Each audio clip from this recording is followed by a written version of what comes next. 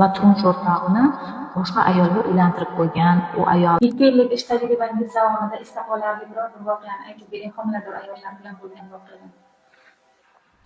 Ish tajribam davomidagi eng esda qolarli va eng achinarli bir voqeani aytib bermoqchiman. Bu ayol 17 yil davomida turmush o'rtog'i bilan yashab kelgan, 9 marta homilador bo'lgan va 9 marta ham homilasini 6 oylikdan uyog'iga o'tmagan va ayrilgan homilador ayolni hisoblanadi.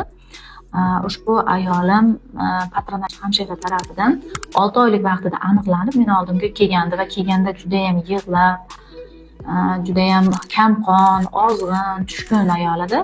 Eng yomon tarafi faqat 9 marta homilasini yo'qotganligi sababli homiladorligidan umidini uzgan, bola bo'lishidan umidini uzgan va turmush o'rtog'ini boshqa ayolga uylantirib qo'ygan. U ayolda yaqinda bolasini qo'liga olganligi, bir nafar qiz farzandi borligini aytib o'tdi.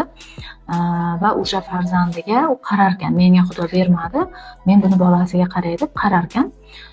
6 oylik homiladorlik aniqlandi va uni har oy tekshiruvlar qildim, kuzatuvimga oldim, aylanishini yaxshilab berdim va bolasini 38 haftalik, ya'ni to'liq muddatda qo'liga olishiga sababchi qildi Alloh.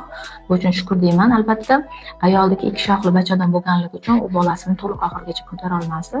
Albatta, biz bu vaqtda aktual ginekologlar bolani o'pkasini tayyorlash uchun rediz profilaktikalar o'tkazib, kamqonliklarini to'g'rilab qilganimizda yaxshi natijaga erishamiz va turmush o'rtog'i tarafidan bolasini sog'lom qo'liga olganligini va albatta meni ota-onamga, menga, kasbimga nisbatan juda ham ijobiy fikrlar eshitganman.